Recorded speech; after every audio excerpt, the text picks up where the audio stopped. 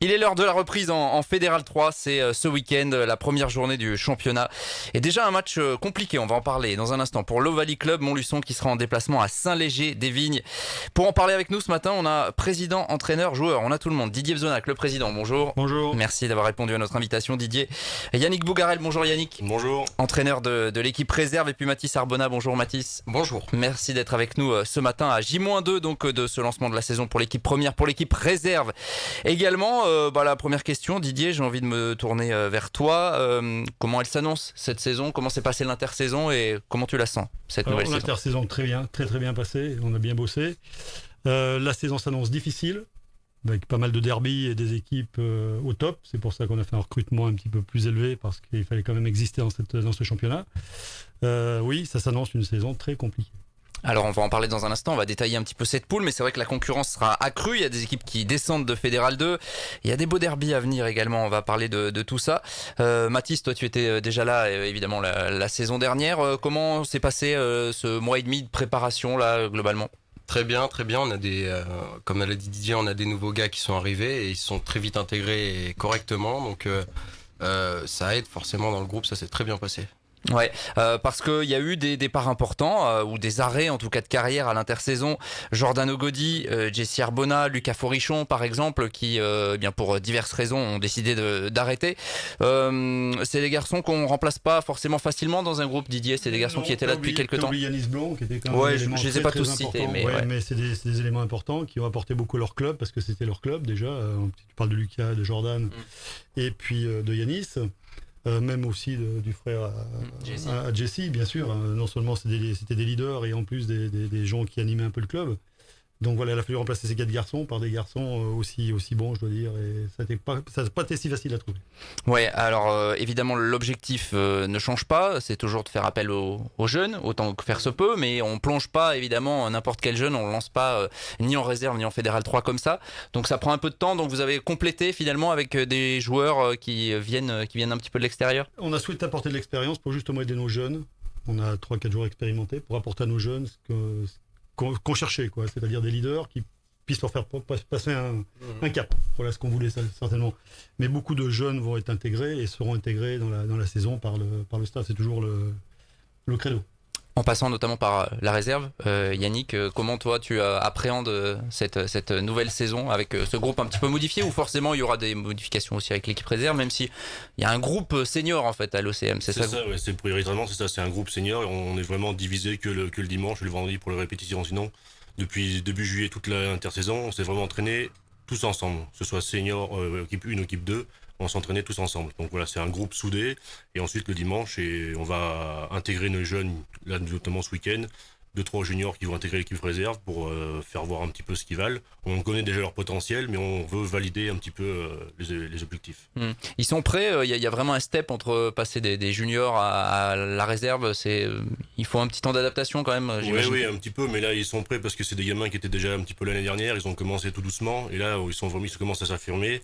Ils sont venus déjà à toute l'intersaison depuis le 24 juillet. Ils sont avec nous, donc ils savaient un petit peu qu'ils allaient intégrer les équipes premières et réserves. Donc voilà, ils sont vraiment prêts. J'ai posé la question au président, j'ai posé la question également à Mathis. Comment il a été le groupe là pendant l'été? Ça a bien bossé vraiment? Ouais, ils ont bien travaillé. On a fait en sorte, nous, au niveau du staff, de bien préparer les entraînements, que ce soit très, très carré. Pendant 2 mois, on a préparé ça comme il faut. Et d'après les retours qu'on a des joueurs, ils sont assez satisfaits de ce qu'on leur a proposé. Donc, mais ils sont vraiment très, très intégrés dans l'objectif. Et ils sont tous appliqués malgré les départs, les vacances, les congés. On a toujours eu une bonne trentaine de joueurs à chaque entraînement. Mathis, vous avez sué un petit peu la prépa d'avant-saison a été difficile ou voilà? Oui, comme toutes les prépas, forcément ça fait un petit peu de mal au début, mais il n'y a pas de raison. C'est comme tous les ans, on se met dans le bain et puis et tout se passe bien. Alors cette entame de saison, ça sera donc à Saint-Léger-des-Vignes. Parler également du staff qui a quelque peu évolué. Pierre Depoux est toujours là, mais il sera accompagné d'une vieille connaissance du club qui revient en fait, c'est Renaud Ioannidis. Oui. Explique-nous Didier le choix de Renaud pour remplacer Loïc Thomas. On sur Renaud parce qu'on le connaissait et Pierrot voulait travailler avec lui. Pierre Depoux souhaitait travailler avec Renaud, donc on a rappelé Renaud qui a tout de suite dit oui, sans hésitation, parce que c'est son club et il aime ce club. Donc Reynaud est présent auprès de Pierre Depoux. Voilà, ça sera pour l'équipe première et ça a un petit peu évolué en réserve également, Yannick. Donc toi, je voulais faire partie du bureau l'année prochaine et en fait Pierre m'a un petit peu pris les devants. Il m'a demandé si je voulais remplacer Loïc Berthaud, l'ancien entraîneur de l'équipe réserve, avec ma casquette d'arbitre entre guillemets pour intégrer ça permet de rajouter un petit plus au niveau du staff et des contenus des entraînements. Donc là c'est bon, le fonctionnement est rodé. Bon après vous connaissez tous globalement. Ça. On se connaît mais oui ça c'est rodé et maintenant on n'attend plus que le dimanche le premier match. Voilà, le premier match ça sera à Saint-Léger-des-Vignes avec la réserve évidemment levé de rideau de l'équipe première. Ce premier match, Didier, j'entendais que vous en parliez hors micro tout à l'heure avant qu'on prenne l'antenne. C'est d'entrée, vous êtes dans le bain, hein. Saint-Léger-des-Vignes vous connaissez, c'est une équipe solide, ça va être difficile d'entrer. Je pense qu'ils seront pas loin des 2 premières places. C'est même certain, ils n'ont pas fait beaucoup de bruit pendant l'intersaison, mais je sais qu'ils ont recruté. Je connais bien leur président pour ça, parce qu'on est plus ou moins amis tous les deux, et je sais que c'est quelqu'un qui est très près de son équipe et je pense qu'il a fait le nécessaire pour que ça tape dur dès le premier dimanche. Saint-Léger-des-Vignes, pour qu'on situe, c'est dans la Nièvre, oui, c'est ça, pas très loin de Nevers, donc on sait où évolue Nevers, évidemment en Pro D2, ça veut dire qu'ils arrivent à récupérer des jeunes ou moins jeunes qui passent par Luçon. Le président est souvent là quand on y est, il participe aussi au 3e mi-temps, donc je pense qu'il est très proche du club et qu'il doit bien aider ce club, ça c'est sûr. Mathis, Saint-Léger-des-Vignes, tu connais, ça sera épais d'entrée, faudra être prêt quoi. Oui, ça fait quelques saisons qu'on les a dans la poule, donc on sait à quoi s'attendre. C'est jamais des matchs évidents, donc au moins c'est un vrai test, c'est clair. Un test d'entrée, donc pour cette saison, pour la réserve, c'est aussi ils ont aussi une équipe solide. C'est ça, que ce soit en 1 ou en B, ils ont 2 grosses équipes, 2 belles équipes, et donc voilà, mais on va prendre le premier match comme il arrive, mais l'objectif chez nous c'est d'aller gagner chez eux pour mettre carte sur table, pour faire voir à tout le monde que Montluçon est bien présent dans la poule. Yannick parlait d'objectifs, Didier, c'est l'heure pour quand on est président de se mouiller un peu en ce début de saison. Les saisons précédentes, il y avait eu des qualifications en phase finale ou en barrage, en tout cas, avec des éliminations assez rapides malheureusement. C'est quoi l'objectif de la saison? C'est d'essayer de retourner en phase finale, mais comme tu l'as dit, avec une poule peut-être un petit peu plus dense, ça va être plus compliqué. Plus dense et plus solide, donc bien sûr l'objectif du club c'est de se qualifier déjà, et ça serait prétentieux de dire qu'on veut finir premier ou deuxième. On veut se qualifier, ça c'est sûr. Maintenant, si ça arrive tant mieux, mais ça va être très compliqué. Il va falloir vraiment ramer et faire fort. C'est pour ça que je te dis qu'on a fait un recrutement à cette hauteur-là pour pouvoir exister dans cette poule et apporter à notre public des matchs où on puisse tenir un peu la route. Oui, vraiment, tu sens que cette poule, c'est beaucoup plus dense. Je pense qu'on va avoir un premier bloc là qui va pas être simple. On reçoit Issoudun après chez nous. On va guérir en nocturne, ils ont invité tous les partenaires et tout. Je pense que ça va être très très chaud. À Guéret, il y aura 1500 personnes, je pense que ça va être du solide. Ouais. Mathis, c'est excitant quand même, il va y avoir des beaux derbies. Guéret, bon, ça fait un moment que vous les croisez, il y a Vichy qui descend, ça c'est le retour de Montluçon-Vichy, ça va être excitant à jouer ça.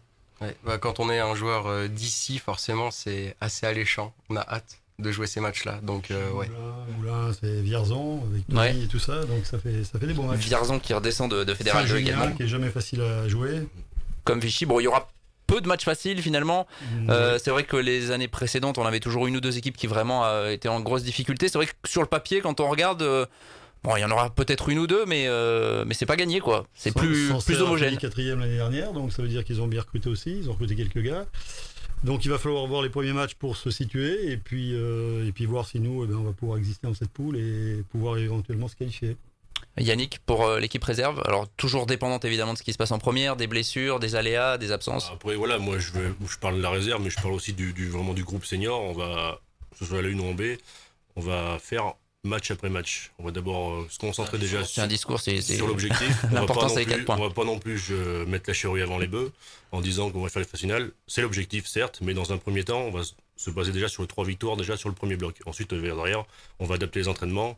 Et par la suite derrière évoluer en mieux ou en moins bien quoi. Mais voilà, on va chaque match l'un après l'autre. S'adapter au fil de la saison, finalement à ce qui va se passer, puis s'adapter aussi à cette nouvelle poule. En revanche, en matière d'accueil du public, c'est vrai que des matchs face à Vichy, face à Moulins, face à Guéret, ça c'est l'assurance qu'il y aura sans doute de belles affluences à la Loue. Oui, et puis c'est bien pour les clubs, quoi. Ça fait un peu de recettes pour les clubs, c'est super, quoi. C'est des très bons matchs. On est très content de jouer ces matchs-là. Avec toujours la volonté de dynamiser, alors il y a le match de rugby, mais il y a des petits repas avant, il y a des choses qui se passent après, ça vous le maintenez? Oui, pour Issoudun, on a fait une belle petite fête du midi, ça va démarrer du midi avec un barbecue géant qu'on a organisé avec Jessie qui va nous arbitrer, qui va nous animer toute la journée avec Un petit truc le soir, avec un petit dancing le soir, c'est ça. Hein.